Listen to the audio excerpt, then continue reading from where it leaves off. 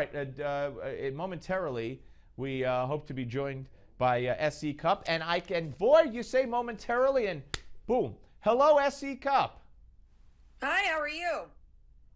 Good to talk to you. Good to see you. Before we get into anything, I want to play a clip from the White House Correspondents' Dinner from Saturday. And this is the president, and he's taking CNN, of course, S.E. Cupp, the co-host of CNN's Crossfire and also with The Blaze. But I want you to watch this. I want to thank the White House Correspondents Association for hosting us here tonight. I am happy to be here, even though I am a little jet-lagged from my trip to Malaysia. The lengths we have to go to get CNN coverage these days.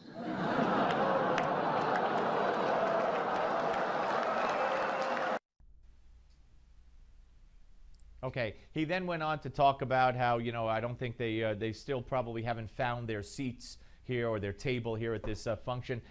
Look, go blast CNN all you want, in my view. You may have a different view. But to me, there were Americans that were on that plane. They're still searching. The U.S. is involved in the search. There were hundreds of parents and relatives who were still mourning. And I just found that to be in really bad taste. I got to tell you, in the room, it killed. It was pretty funny, and I think as serious as the disappearance of that plane is, and as much as we, as news people, think about it and treat it seriously, really, the White House Correspondents' Dinner was a time to just kind of relax, put politics aside, and just enjoy each other's company. And the president took some shots at us, and other people took shots at him, and it was really, I think, all in good fun. Really? I mean, I could see the MSNBC joke, they've never seen such a big audience, and Fox is a right-wing thing, but to me, this crossed the line. And there was a lot of criticism, especially from Ben Stein on CNN, the night of the coverage, right after Joel McHale spoke and did his comedy routine, that Stein was adamant that he had really crossed line after line after line. You didn't see it that way? No. Look, all of these news stories are serious stories, and we take them seriously. And I don't think the president meant any disrespect to the families or the victims of the disappearance of the plane. Everyone's been making jokes about CNN's continued coverage of the plane disappearance, and I think it was all in good fun. All right, let's listen to number 44 if we can. This is McHale. I'm just curious if what you thought about this one.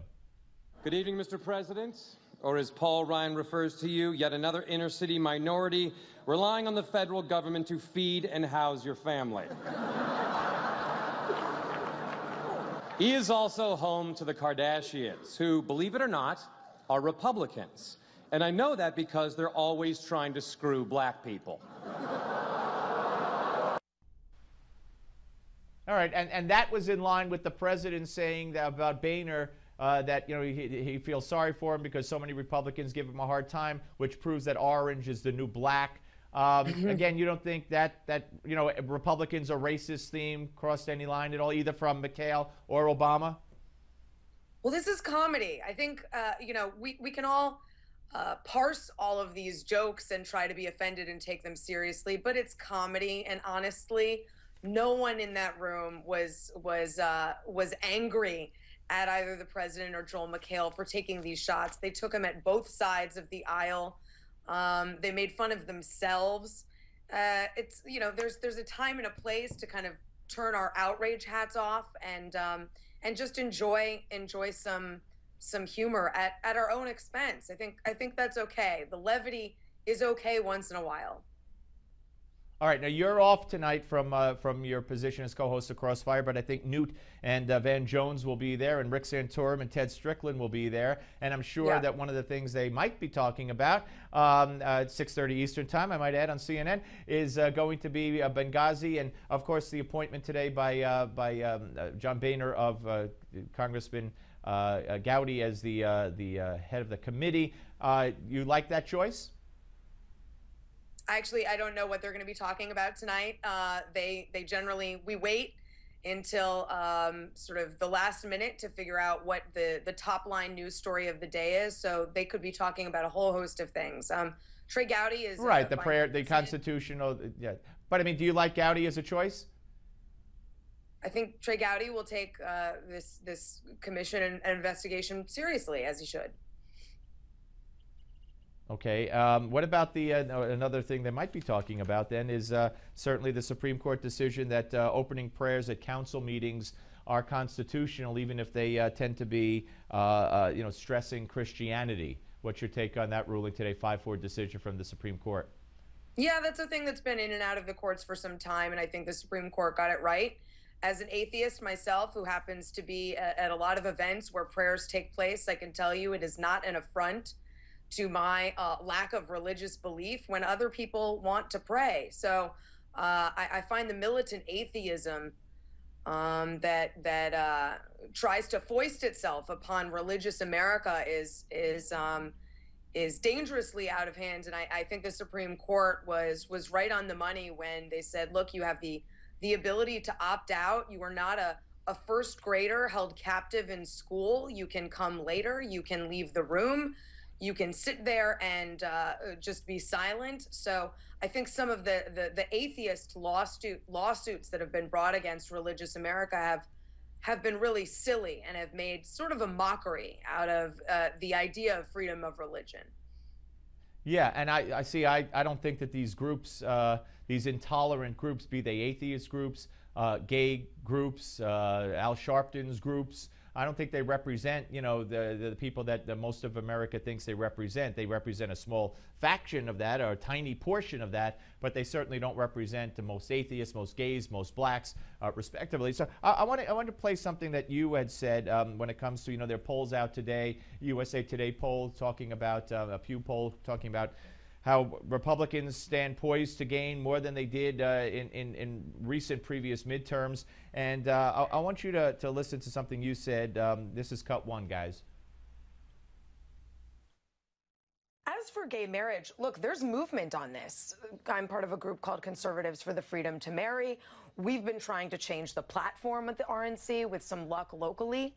I will say conservatives have got to move on gay marriage. Conservatives have to move on gay adoption. If abortion is the abhorrent option, and I believe it is, then adoption by any two loving people has got to be the better option. All right, why do conservatives have to move on gay marriage? Well, conservatives, and I've been saying this to conservatives for quite some time, and I've had the honor of meeting with a number of conservative members and senators to talk about this issue, because so many are concerned about the shifting demographics, and they're not quite sure how to approach this issue, which they take very seriously. The country's moving on this issue, and I don't need conservatives who oppose gay marriage for religious or personal reasons to change their minds. I would certainly never ask anyone to do that. But where conservatives have to move is in their acceptance of conservatives like me who accept gay marriage. I don't want to be castigated out of the party for having that viewpoint. And conservatives have to these are people who work doubly hard against more than one barrier and obstacle to fight for conservative values. And we should be rewarding those views and rewarding those voices instead of moving them to the back of the room and telling them to keep down, please. So but again, you want to change the plank. But SC, you said you want to change the plank. You do want them to sell out their values and change their values. If religiously or otherwise they're strong about traditional marriage, to open up society to something that they don't believe in, you're not just asking for tolerance, you're asking for complete change, a sellout of and a capitulation of their feelings and views and beliefs.